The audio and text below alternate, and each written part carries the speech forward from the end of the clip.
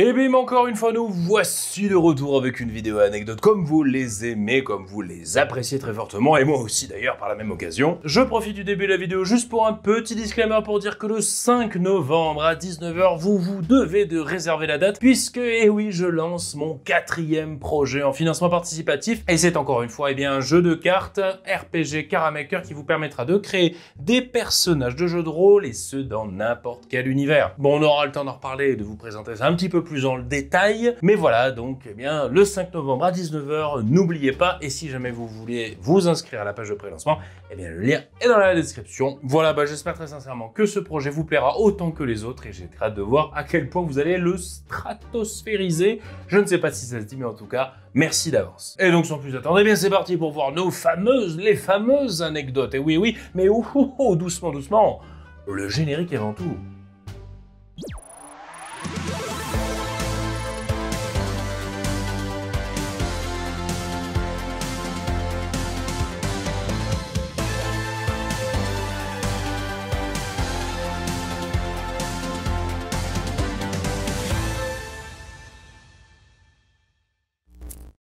Et on commence donc par une petite anecdote de Berserker. Mes joueurs enquêtaient sur la disparition de fermiers en périphérie d'une petite ville, et ils devaient pister à partir d'une ferme un groupe qui commettait des enlèvements. Trouvé sur le capitaine un ordre de mission, leur apprenant que ce groupe provenait du territoire voisin, que la manœuvre était un piège et que son interception constituait un casus belli. J'avais fait tout un tas de calculs préparatoires pour déterminer quand et où le groupe devait être intercepté, et la chronologie de tout ce qui en découlerait dans le camp ennemi. Jusqu'ici, les personnages se déplaçaient à pied, mais au début de cette séance, les joueurs ont décidé d'acheter des chevaux.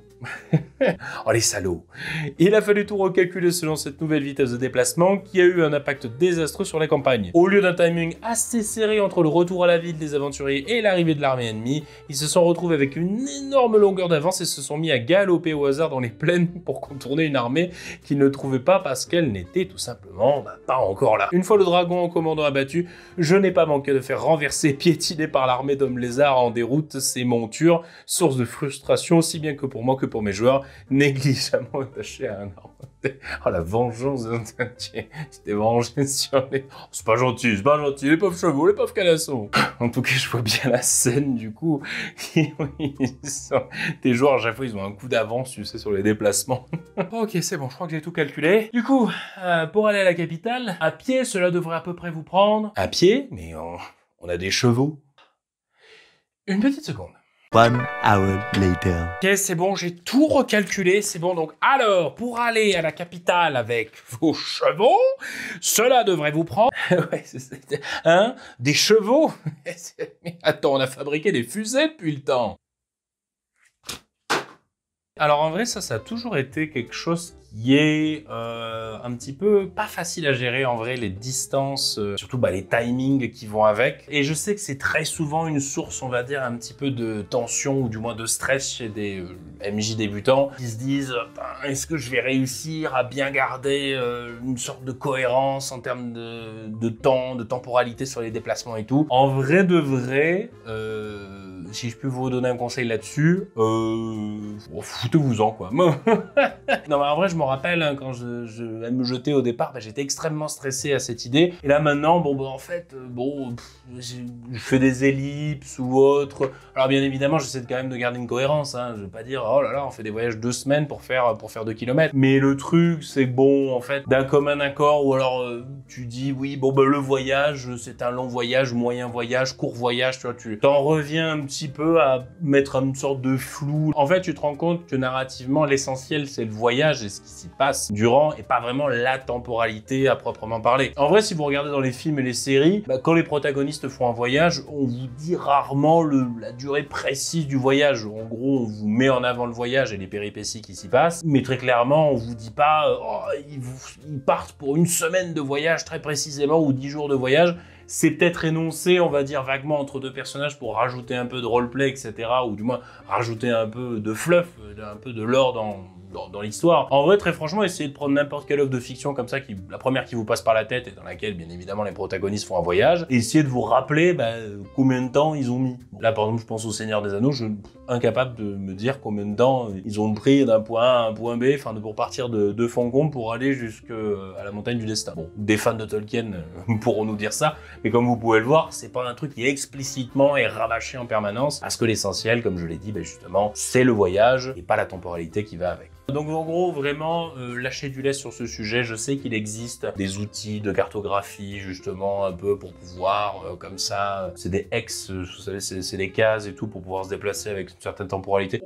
Oui, je sais que ça existe, peut-être on en parlera un jour dans une vidéo, mais n'en faites pas trop non plus. L'essentiel, hein, c'est de raconter une histoire. Si on est à 2-3 jours près et que c'est pas très cohérent à 2-3 jours près, c'est pas très grave, hein, très honnêtement, soyons très clairs là-dessus. Quoi qu'il en soit, merci beaucoup Berserker pour cette petite anecdote. Passons donc à la prochaine. Et une anecdote de Le Technicien. L'un de mes potes est MJ depuis peu, c'est un MJ très investi. Trop investi. Oh, en vrai, on les aime bien ceux-là quand même. Avouons-le. Un petit bisou pour ton MJ pote. Il a investi dans une imprimante 3D résine et avec HeroForge, il fait ses PJ et PNJ en achetant les fichiers 3D. Alors HeroForge, si vous connaissez pas, c'est un site internet. C'est vachement bien, j'en avais parlé une fois dans une vidéo, qui vous permet de personnaliser un modèle 3D comme ça pour pouvoir faire une figurine. Et après, ils vous fournissent ce qu'on appelle le fichier STL, qui vous permet justement d'imprimer votre figurine via une imprimante 3D. Et très franchement, c'est très qualitatif et c'est pas si cher que ça quand même, que je conseille vivement. Enfin bon, voilà, du coup, visiblement, il connaît déjà bien le MJ en question. Il apprend la peinture sur figurine et a acheté des battle maps. Ah oui, d'accord, non mais il vous aime beaucoup, ce MJ, il vous adore même, hein. Vraiment le MJ qui met son énergie et son salaire. Il nous prépare un combat contre des zombies où tu sens qu'il s'est décarcassé et investi pour rendre la rencontre absolument parfaite. Puis Montclair est arrivé, je vois déjà le truc qui va se passer. Première action du tour, bannissement des morts vivants. La tronche de mon MJ aurait pu être mise à côté du SUM dans le dictionnaire. Tous ces heures de préparation mises à la poubelle à cause d'un clerc qui a juste fait son taf. Oh là là, j'imagine tellement la scène. Ok, bon, alors il n'y a plus de morts vivants, mais il y a un dragon. Bannissement des dragons. Ok, bon, il n'y a plus de dragons, mais alors du coup, il y a des larves stellaires. Bannissement des extraplanaires. Des champignons géants. Fongicides. Un lundi matin difficile. Télétravail. Des insectes mangeurs d'hommes. Bon, en vrai, même si c'est quand même assez logique, parce que bon, le clerc, c'est quand même l'antinomie, justement, des morts-vivants, etc., dans le lore et dans la construction de la classe. Mais c'est vrai que bon, je suis pas trop partisan d'une manière globale à, eh bien, une classe qui peut avoir la solution miracle, littéralement, contre, justement, un certain type de créature, quoi. Mais bon, en vrai, ouais, bannissement des morts-vivants, d'un point de vue game design, je suis pas convaincu à 100% que ce soit bien, en fait. Parce que bon, forcément, si t'as la réponse toute faite en claquant des doigts pour résoudre un problème, du coup, c'est un peu dommage parce que ça dénature bien la racine du problème, enfin la nature du problème, on va dire, les enjeux qui vont avec, et forcément, du coup, ça dénature l'histoire tout également, quoi. Parce que bon, du coup, il suffirait de trimballer un clerc pour que, les problèmes soient réglés. Alors, je sais que c'est plus compliqué que ça, et que, bon, il y a toute une histoire de mana et autres, mais je me dis, c'est un peu dommage quand même qu'ils aient mis ça dans le jeu, et il y a peut-être d'autres sorts aussi qui sont un peu cassés dans le style. Bon, après, je connais pas suffisamment les règles de Donjons et Dragons pour savoir s'il y a un peu des contre-mesures ou qui permettent un petit peu, on va dire, de contrebalancer ça. Mais bon, en tout cas, dommage pour ton cher MJ. J'espère quand même qu'il n'a pas jeté tout ce qu'il a acheté à la poubelle. Et en tout cas, garde-le et fais-lui de gros bisous de notre part, parce que franchement, un MJ aussi investi, ça se chérit. Ça se chérit, oui, ça se chérit. Voilà, merci à toi, mon cher technicien, pour cette petite anecdote. Passons donc à la suivante. Et une petite anecdote ensuite de Athème 7086. Lors d'un petit one-shot, environ 3 heures, il y a 8 ans de cela, moi et 3 camarades jouions des braconniers intergalactiques. Après avoir foutu le feu à une planète entière pour détruire une espèce de raptor caméléon afin de terraformer la planète, nous avons fait des emplettes, puis nous avons pris notre prochaine mission. Nous devions traquer et tuer une sorte de gorille géant. Après des jours et des jours de traque, nous avons fini par le retrouver. Les jets de dés n'étant clairement pas notre camp, nous avons dû procéder à une retraite stratégique. On connaît bien, on connaît bien. Durant ce moment de recul pour nos vies, nous avons tous sans exception fait un échec critique au même moment, signifiant que nous avions glissé sur le même petit caillou, provoquant alors notre chute. Alors à la merci de la créature, le MJ lance les dés et... Échec critique. La créature lève la patte pour nous écraser, puis, déséquilibrée par une patte en moins au sol, trébuche sur le même caillou que nous. Même des années après, nous continuons à parler de ce caillou et l'imaginons tel un dieu caché, attendant son heure dans tous nos univers de JDR. Ah bah lui, au Battle Royale, visiblement, il gagne, hein, y a pas de souci. Play of the game.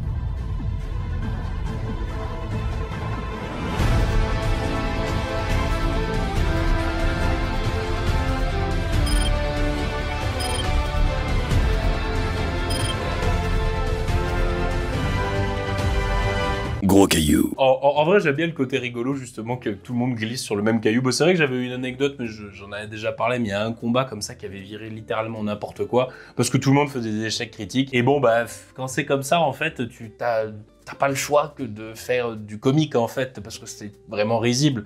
Au début, tu sais, le premier échec critique, c'est de garder un petit peu de contenance vis-à-vis de l'histoire, en disant oui, mais non, mais alors, c'est pas aussi ridicule que ça en a l'air. Puis bon, en fait, au bout du 4e ou du 5e, tu te dis oui, bon, en fait, là, c'est bon, j'ai compris le destin. Tu veux que ce soit juste une parodie, ce jeu de rôle, c'est tout. En vrai, ça pourrait vraiment faire une campagne à part entière, hein. De lutter contre le dieu caillou, tu sais. Ou alors un méchant qui est juste inerte, mais en fait tout le monde se blesse autour de lui pour une raison complètement obscure. C'est juste un caillou, il est là comme ça, et puis tout le monde a peur. Du coup, quand les gens ont peur, ils font n'importe quoi, ils se blessent, ils se font mal, et tout le monde pense que c'est le plus grand antagoniste de l'histoire, alors qu'en fait c'est juste un caillou posé là. Franchement, il y aura un truc à faire, hein. Peut-être un prochain one shot, Mais en tout cas, merci beaucoup mon cher Athème 7086, ça fait très plaisir d'avoir cette petite anecdote. Passons donc à la suivante. Bah alors tiens, du coup, cette anecdote de caillou là, ça me rappelle une autre anecdote, du coup, donc de temps en temps, vous savez, je vous dis des petites anecdotes de mes jeux de rôle quand même, histoire un petit peu de moi aussi participer à ces chères vidéos. En vrai, c'était il y a pas si longtemps que ça, mais c'est un groupe de jeux que j'ai depuis un paquet de temps maintenant, depuis 4-5 ans, et qu'on se voit 1 à 2 fois par semaine. Et donc là, en fait, il devait aller dans une sorte de tombe ancienne d'un grand magicien, pour vous donner un peu une idée. Et bon, le jeu de rôle, c'est du jeu de rôle homebrew, mais c'est, on va dire, médiéval, assez un peu héroïque, si on peut dire. Voilà, les personnages font des trucs un peu fous quand même, c'est pas, on va dire, du dark fantasy de base, quoi. Voilà, même un peu une certaine dose d'épicness par moment. Et du coup, bah, ils ont fini par rentrer dans cette tombe, bon, ils ont évité les pièges, tout ça, hein, la classique, si j'ai envie de dire. Je voulais faire un peu un scénario à la Indiana Jones, on va dire, varier un peu les plaisirs. Et à un moment, bah, ils arrivent devant une grande porte de pierre qui semble être l'endroit justement où est enterrée la fameuse personne. Et il y a une grande salle, hein, bon, et un peu office de salle de boss, hein, voilà, il faut pas le dire. Et dans cette fameuse grande salle, bah, il y a des cristaux un peu partout, c'est magnifique. Enfin, je fais une grande description sur justement l'endroit. Et ce qu'il faut savoir, bah, c'est que moi j'avais préparé en amont un combat de boss justement avec une sorte de golem de cristal. J'avais tout prévu, plein de trucs, vraiment j'avais tout ficelé le truc justement où le golem il pouvait être capable de renvoyer certaines attaques magiques, donc il pouvait rebondir sur les différents cristaux. Enfin, j'avais vraiment bossé un peu le truc pour essayer de rendre un combat dynamique et qui fasse un peu office d'énigme aussi, en quelque sorte. Pas forcément un combat très dur, mais bon, quand même, un peu challengeant quand même, quoi, voilà. Et donc, dans le groupe, ce qu'il faut savoir, bah, c'est qu'il y a il y a un grand chevalier en armure qui est extrêmement solide, mais qui est le plus costaud d'ailleurs du groupe, mais vraiment extrêmement costaud, qui, en fait, s'avance au milieu de la salle. Je me dis, bon, ben là, voilà, ce qui va se passer, c'est que le golem va tomber du plafond et, genre, vraiment faire une entrée, on va dire, vous savez, un peu le super-héros landing, comme ça, lever de la poussière et des gravats autour de lui. Et justement, je me dis, bon, ce sera le fameux guerrier chevalier, là, ce sera le moment où il devra peut-être se décaler, et il sera en première ligne, comme ça, il pourra tirer son épée, et bon, le combat pourra commencer. Sauf qu'en fait, ça s'est pas du tout passé comme ça, c'est-à-dire qu'effectivement, le golem est tombé, et là où je me dis, mon joueur va comprendre que la situation est dangereuse, donc il faut juste se décaler. Il me dit non, en fait, je fais pas ça. Je dépense en fait un talent héroïque. Donc les talents héroïques dans le système Homebrew, ça vous permet, on va dire, ça coûte très cher. Et c'est très rare d'en avoir. Hein. Généralement, quand on a un, c'est que tu l'as eu grâce à une action héroïque. Et surtout, c'est dans une campagne, ça ne se claque pas tous les jours, hein, il faut le savoir. Et donc il claque un talent héroïque pour me dire, je ne bouge pas de place. Le truc qui tombe, je l'attrape et je vais le jeter sur la porte. Moi, je suis un petit peu éberlué parce que je me dis, oulala, ça y est, j'ai mon combat de boss qui commence un petit peu à trembler un petit peu là. Et je suis dit, bon, vas-y, fais quand même des jets quand même, parce que bon, talent héroïque, ça suffit pas non plus à déverrouiller complètement les situations. Vous vous doutez bien qu'évidemment, il a fait un jet exceptionnel. Donc, faut s'imaginer que mon boss, que j'avais quand même un petit peu préparé, il est tombé du plafond, là, l'espèce de gros caillou golem. Il a même pas eu le temps de toucher le sol, qui s'est fait faire une reprise de volée comme ça par un mec tout musclé, tout énervé, qui l'a jeté sur la porte justement qui devait s'ouvrir justement à la mort du golem. Oui, bon bah là, au sens littéral du thème, hein, c'est la mort du golem qui a effectivement ouvert la porte, quoi, avec grand fracas. Et juste après ça, bah, le chevalier s'est retourné tout naturellement vers le groupe, les muscles saillants là comme ça, il a juste dit voilà, la porte est ouverte. Voilà, donc ça a vraiment été un speedrun de boss, hein, on va pas se le cacher, ça a été très rapide. Hein. Et certains vont me dire que oui, j'aurais pu peut-être essayer un peu de tirer, on va dire, la logique pour que quand même le combat ait lieu quand même. Ah, non, très franchement, je vous le conseille. Accorder aux joueurs des victoires, hein, quand bon, bah, ils mettent tout en œuvre pour avoir une victoire, même rapide ou autre. Bon, il faut l'admettre, parce que ça sert à rien de ramer en contresens et de dire « Ah oui, mais non, machin, tout ça », parce que ça va les frustrer et ils vont clairement voir qu'en fait, bah, vous êtes en train de, on va dire, de freiner des deux pieds pour pas qu'ils puissent avoir du fun. Donc ça, c'est pas bien, il faut pas faire ça. Et ben, ça sera que partie remise. Un jour, ce golem reviendra un peu plus fort, il tombera pas du plafond, il arrivera de dessous la terre, et puis bon, je sais pas ce qui se passera, on verra. Bon, voilà, c'était juste une petite anecdote qui m'est revenue à l'esprit avec cette histoire de cailloux. Très gros bisous à ce groupe de joueurs, franchement, je les embrasse très fort. C'est toujours un plaisir de jouer avec eux. Et voilà qui finit cette petite série d'anecdotes. Hein. Donc comme d'habitude, ne prenez pas la mouche si celle que vous avez mise sur le Discord vraiment n'a pas été prise dans cette vidéo. Hein. Comme d'habitude, je les prends complètement au hasard. Et en tout cas, on est plus de 1300 sur le Discord, c'est assez impressionnant. Je pense que dans pas longtemps, on fera une sorte de jam, un petit peu de scénario, comme ça, on verra. On organisera un truc pour marquer le coup un petit peu quand même, parce que bon, c'est pas rien, hein, autant de monde au même endroit, et surtout, dans le respect et la sympathie, vraiment, vous m'épatez, ça fait toujours plaisir. Et surtout, au passage, un gros bisou aussi, encore une fois et toujours, aux modérateurs, Caracol et Guillaume. N'oubliez pas, le 5 novembre à 19 h sur Game on Tabletop, et il y aura un live sur la chaîne pour, comme d'habitude, le live de lancement. Donc, n'oubliez pas, RPG Karamaker, je vous attends promptement, et j'espère très sincèrement que vous allez faire péter les compteurs. Quoi qu'il en soit, ça sera tout pour moi. Je vous fais à tous de très gros bisous, passez une bonne semaine, et surtout un excellent week-end. C'était le Scénarogien. À ciao, bonsoir, les studios.